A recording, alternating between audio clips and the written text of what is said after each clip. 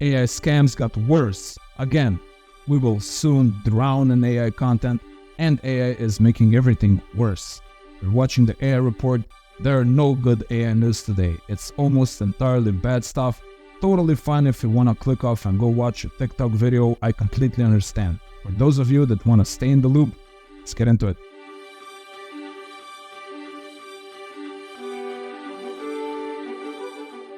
Okay, AI scams just leveled up. Radhakrishnan, a 72-year-old retiree from India, was the target of an AI scam, but unlike what we've seen so far, this scam took things to a whole new level. So Radhakrishnan receives a text and then a voice call from an old colleague. Colleague says that his sister-in-law has been injured and urgently needs money. Now, Radhakrishnan had actually heard about AI voice scams, and he relayed his concerns to his colleague.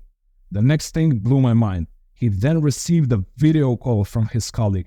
That was enough to persuade Radhakrishnan, and he sent the money. After the colleague asked for more money, Radhakrishnan got suspicious, called the person again, and soon realized he had been scammed. So it's no longer just voice. Now scammers can effectively create real-time videos impersonating people. Things just escalated. There is one key element here we didn't mention.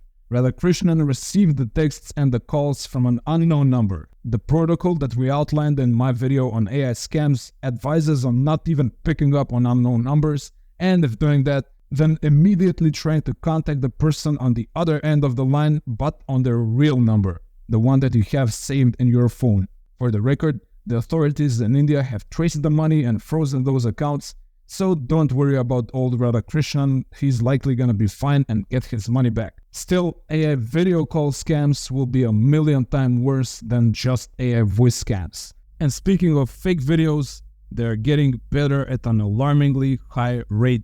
Check this out.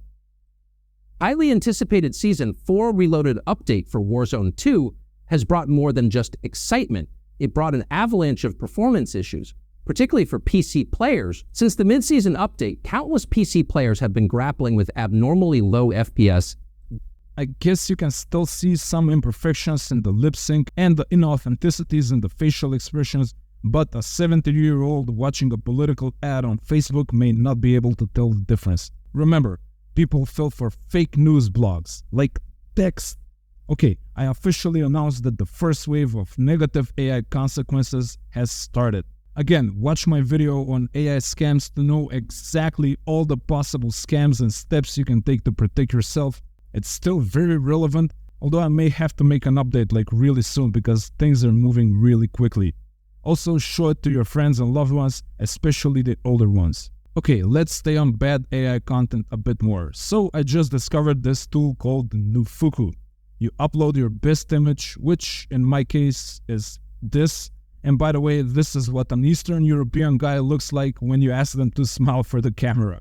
Then you upload it, you go to the coloring tool here, you select it, you just brush off the areas you want to replace. You can change your outfit or change the background, and since my backdrop is obviously perfect, I decided to just change my outfit, and then you enter the desired prompt here. In my case, I went with a white wife-beater shirt with mustard stains on it, and my arms are ripped. I just added that last part as a bonus, see if the AI will do it. And this is what I got. An asymmetrical wife-beater. My arms are ripped but still too small compared to my head, which is the same situation as my real life.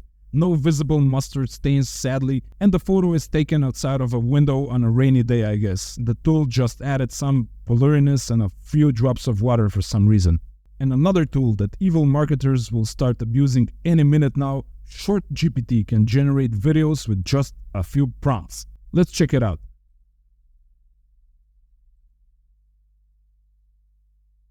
So you give it a few prompts. You can select the language. There are several languages available. You set some settings. And yeah, your crappy video is ready in a few moments. It generates the script for the video, finds Creative Commons footage, edits the whole thing, adds captions, and adds voiceovers, which we can't hear in this video because it has no sound. But this person has already started an entire YouTube channel, which is probably doing better than mine, So expect a course on this tool pretty soon, I guess. Okay, let's continue with the depressing AI news. Science fiction and fantasy magazine Clarkesworld can't keep up with all the horrible story submissions generated by AI. The editorial team has to manually go over each submission, and they've been flooded by AI garbage, so now they've just stopped accepting new submissions for the time being. They've also tried using AI detectors, but those haven't proven to be very reliable. I don't even think AI is the main problem here. It is a problem, but the main problem are probably the humans that have such a low bar for quality of content that they're willing to consume anything, and that makes it lucrative for AI hustlers to keep spinning the wheel. I guess there's no good solution for this problem right now, and we may have to watch our beloved internet die slowly and painfully. Still, I think we'll figure it out in the end. It's all about trust.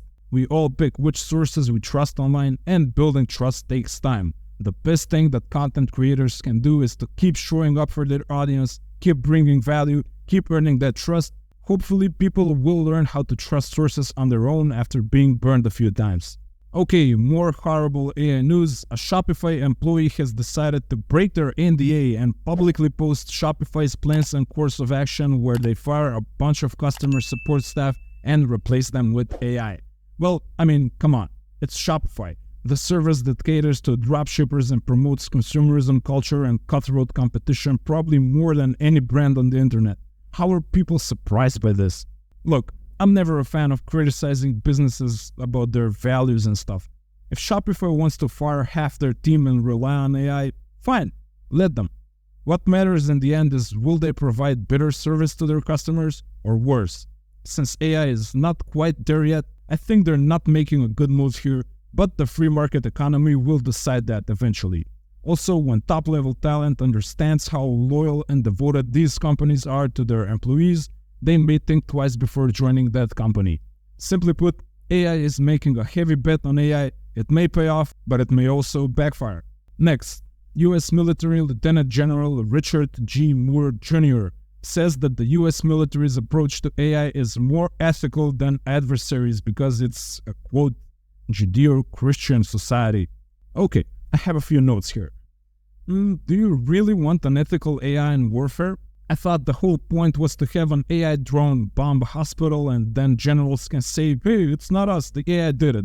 Also, Judeo-Christian moral system might be fairly moral, if not a bit moralizing at times, but yeah, overall not too barbaric maybe. However, I can think of at least one certain moral system that's less prone to advocating violence. The phrase going Old Testament on something exists for a reason, while the phrase going old Buddha on something didn't exist until I just said it. What's your goal here is my point.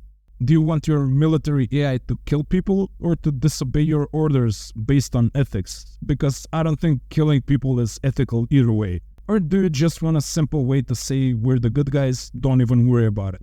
Okay, finally, some good news today. Snapdragon phones will come with the Llama 2 model integrated, and you won't even need an internet connection to use it. Their phones can already run Stable Diffusion offline, so I guess this kinda makes them the best AI phones at the moment. So, even despite all these bad news, it's good to know that some poor kid in some third world country will have access to cutting-edge AI technology on a cheap Android phone and will be able to spam the internet with AI-generated garbage and build his or her internet spam empire and become the slumdog millionaire. But seriously, these phones will revolutionize education. That is inevitable and it's beautiful. So even on the worst days for AI, there are some sparks in the dark, and that's the way it is. That was the AI report. If by some miracle you're still here, you haven't clicked off by now, I guess you should like and subscribe, and I will see you tomorrow.